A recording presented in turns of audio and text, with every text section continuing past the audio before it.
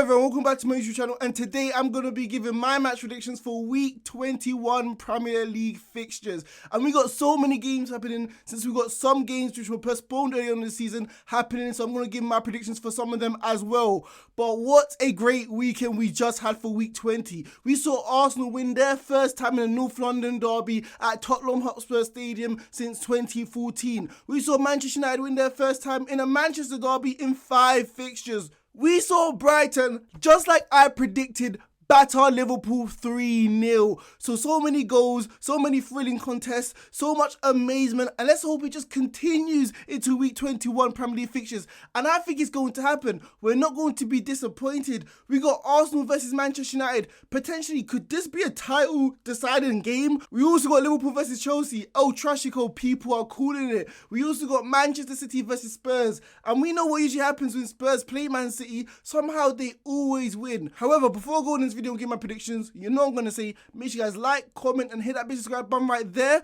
because only 10% of you guys are actually subscribed. Who do you think is going to be winning when it comes to week 21 Premier League fixtures? So the first game I'm going to be predicting is a game which is going to be played on Thursday between Manchester City versus Spurs. Two top 6 sides fighting it out for the 3 points, and both teams will be desperate to return to winning ways since they both lost their derbies against their neighbours. Going into this game, we know Manchester City are the superior side, but whenever these two teams face off, Tottenham usually have a spring in their step and usually win somehow. I don't know how they usually do this, especially under Antonio Conte, who we know has a dreadful record when it comes against the top 6. His managerial record against the top 6 sides is 2 wins out of 11. So I don't know how he's pulling off these sort of results against the Premier League champions Manchester City. And Manchester City, although they know that Tottenham did lose, and obviously their confidence is going to be plummeted at this moment of time, Manchester City aren't going to be in better condition themselves. Who would have thought Manchester City would have lost 2 games in a row? And that's what has happened. Not only once against a relegation contender in Southampton, but also against their neighbours Manchester United. And we're seeing Pep Guardiola not really initiating fighting talk on the public stage, saying pretty much their title aspirations is over. So neither team really has the confidence and the belief that potentially they could win this game. Going into this game, I feel like Spurs do have the minerals, they do have the tools to actually beat Manchester City. However, it's up to Antonio Conte, one of the best managers in the world, to make specific tweaks, adjustments to get the best out of his players. We saw against Arsenal, he opted to play a 3-4-3 formation, which just did not work. He got outran, outbattled within the midfield because Arsenal has so many players popping up in different parts of the middle of the pitch.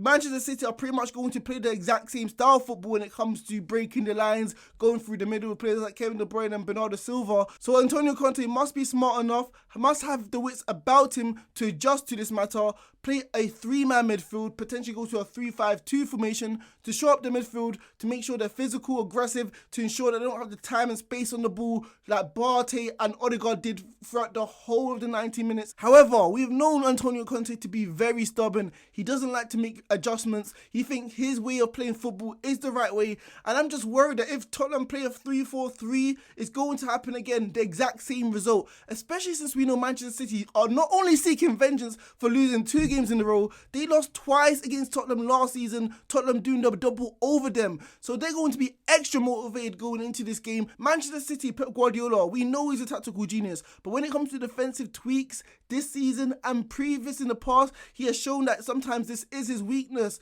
I feel like Tottenham are pretty much a one-trick pony, with Kane dropping in deep and providing those through balls into Son. All you have to do is be aggressive. Don't let Kane turn and have time on the ball to pick out Son, who is going to be making that run in behind Manchester City's high line. If you can do that with someone with Rodri, or even a defender who just picks up Kane and be a bit more aggressive and tight to him, Tottenham have no other creative players on the pitch to really hurt Manchester City. However, going into this game, I can't see anything but Manchester City win. I feel like it might have been mind games Pep Guardiola was playing in the media when he was talking about his title hopes being destroyed, trying to kick a new game into Manchester City. So I think Manchester City will be desperate to win this game. They will be seeking vengeance, and genuinely they are the better side. We saw Tottenham defend like schoolboys in the North London derby. Lloris isn't a confident goalkeeper, so imagine Haaland licking his lips thinking, look, I haven't scored in the last few games or so. this is the perfect opportunity to do so. So I'm going to be predicting a home win for Manchester City at the Etihad. I'm going to go for a 2-1 victory. So the next game I'm going to be predicting is Arsenal versus Manchester United. And who would have thought? Imagine someone telling you at the beginning of the season that these two sides, historic sides, will be battling out potentially for the Premier League title this season. You would not have believed it, and I wouldn't have blamed you. You would be thinking they're in dreamland. It's a fairy tale. They're nowhere near ready to compete for the Premier League this season. But look, dreams have turned into reality, and if Manchester United especially win themselves, people will start to become believers that potentially they could win the Premier League this season. And although personally I believe Manchester United are not in any sort of title race, I feel like the media have been pushing this narrative. They want a new story to come through, and Manchester United are just the new hot topic in everyone's mouth. However, at the end of the day, I can't deny that Manchester United have been on a superb winning streak.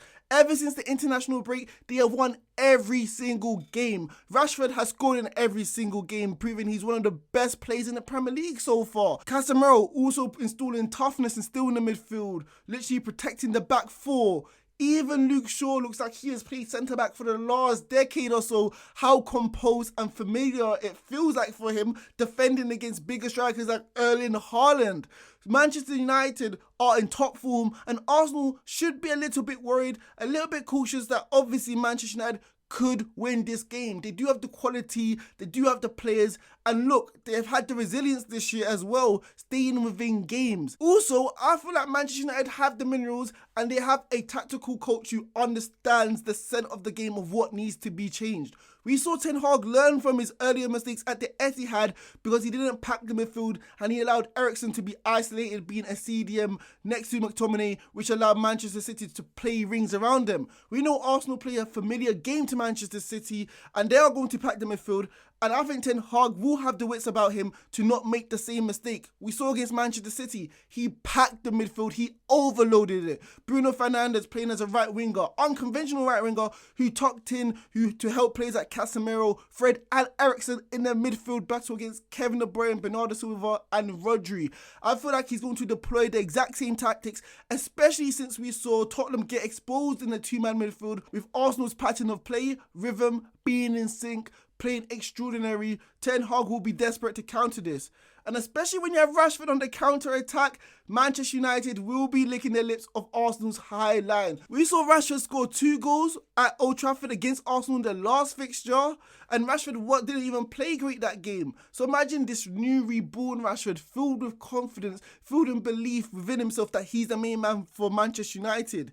He's going to be thinking, I can really hurt this Arsenal side on the counter-attack if I get one-on-one deals with Ben White, who has said himself that Rashford is one of the toughest wingers he has ever defended due to his exhilarating pace. However, at the end of the day, Arsenal at home, Emirates has turned into a fortress. Teams which have gone there have literally been blown away this season. The Emirates has never been this loud, never been this chaotic in terms of the fans cheering their team on, and any team which comes there pretty much struggles. We've seen Manchester United be away from home not look as great as being at home. We saw in the game against Manchester City, Brentford being blown away, even in the games against Fulham and Wolves only winning 1-0 away from home. So Manchester United aren't as confident going on the road as they are at their stadium. So going into this game, especially with Arsenal being absolutely phenomenal this season, I feel like their patterns of play has been much more in sync compared to Manchester City. I feel like they'll just have enough quality to beat Manchester United like they usually do at home. I'm going to go for a 2-1 win for Arsenal within this fixture to destroy Manchester United hopes and dreams when it comes to the title race. So the next game I'm going to be predicting is Liverpool versus Chelsea. 2 top 6 sides fighting it out. This isn't one of the most marquee matchups like it used to be a few years ago. People have been titling it literally the El Tragico. It is 9th versus 10th. 2 mid-table sides battling it out for pretty much nothing this season. Obviously, whoever wins will feel a little bit of confidence, maybe optimism. They can use this as a catalyst to continue their season and potentially go on a winning streak. But the way both teams have been playing, I can't see this really happening. Going into this game, Liverpool, as I predicted, got battered by Brighton from first minute to last minute. And as a Liverpool fan, I can't believe I'm saying this because I've seen so many poor performances this season, but I feel like the game against Brighton was the worst performance I have seen this season. The midfield looked tired. It feels like they're on their last legs. If you play 1-2s around them, it is so easy to create chances and make sure you have one-on-one duels with the defenders. We saw this all game with Brighton, the way they felt so comfortable on the ball. Fabinho and Henderson weren't really able to get to any men to put them under any real sense of pressure. And we know Chelsea this season haven't been the best, but since they have players like Mason Mount, Gallagher, young, hungry Englishmen who make you cover blades of grass around the pitch, make you really work for it, Henderson and Fabinho will get tired out, and I feel like it will be quite easy for the Chelsea midfielders to do so. However, one of the weaknesses Liverpool do have is their high line, which I feel like Chelsea will not be able to take advantage of. Chelsea have a lot of players who want ball to feet, who want to dribble at people, never really making that run in behind. Yes, they have Raheem Sterling, but we saw in the game against Crystal Palace, Potter played Ziyech, he played Mount on the wing, and they had great success. And I don't feel like he's going to be changing a winning side, especially since you don't want to alter the confidence any players have. This is going to work in Liverpool's favour, so they can push up the pitch, not being worried that anyone's going to make those darting runs and really challenge Trent Alexander-Arnold, who literally got taught a lesson against Nottm within the game against Brighton. As a Liverpool fan, I'm still not scared of Kai Havertz. I know he scored in the game against Crystal Palace, but overall his performances this season have been inconsistent, and I feel like Chelsea can't really rely on him. And at the end of the day, I know Liverpool have been poor this season, but at Anfield, we still have only lost one game this season at the stadium. Teams are still finding it tough, still finding it difficult to win there, and it has been a fortress for Liverpool for the last 2 or 3 seasons or so. I feel like this game's going to lack real quality. It's not going to be at the standard of past seasons. And at the end of the day, I can't see Liverpool winning, but I don't see Chelsea having enough going forward to really hurt us either.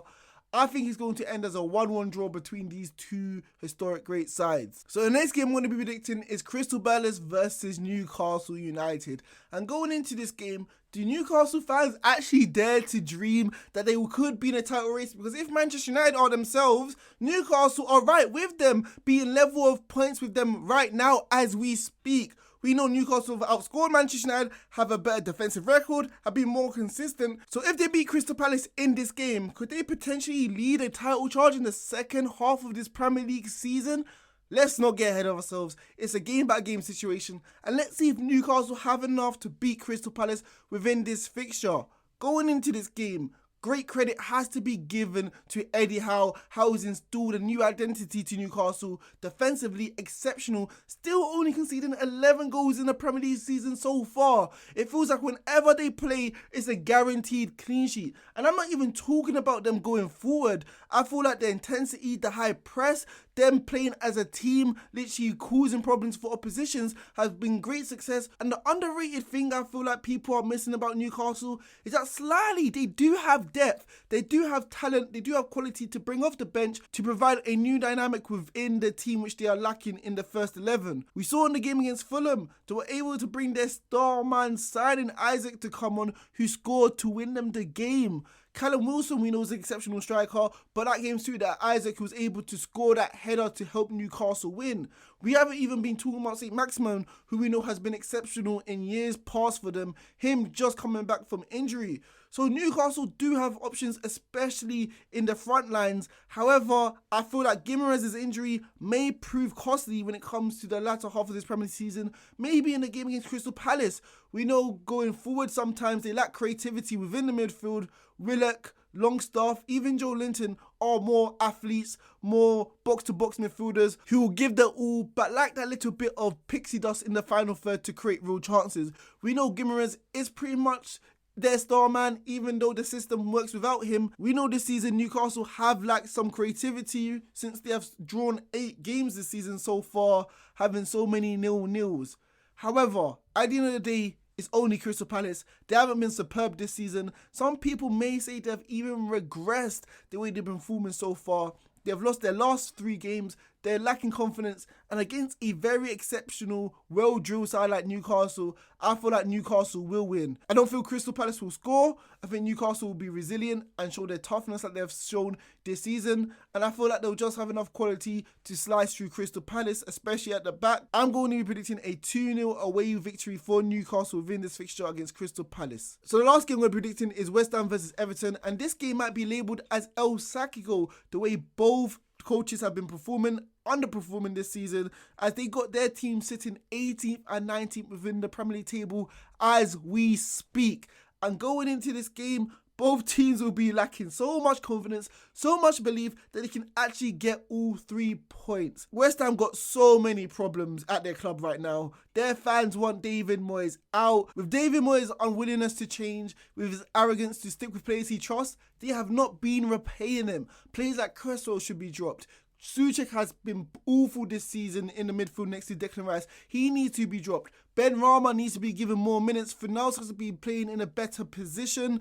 Literally, there's so many problems at West Ham, and David Moyes has to understand, look, I know it's worked in previous seasons, but if it isn't working now, I have to show how great I am as a coach to change the formation, change the system around to get the best out of my players. We know Ben Rama has been decent when he's played, obviously scoring against Arsenal with the penalty. These guys should be given more minutes and more freedom to express themselves to really hurt back fours. However, Everton aren't in better form themselves. I've been saying it every video. As we speak, they still haven't won a game since October. It's so toxic around the club. It's horrendous, the atmosphere.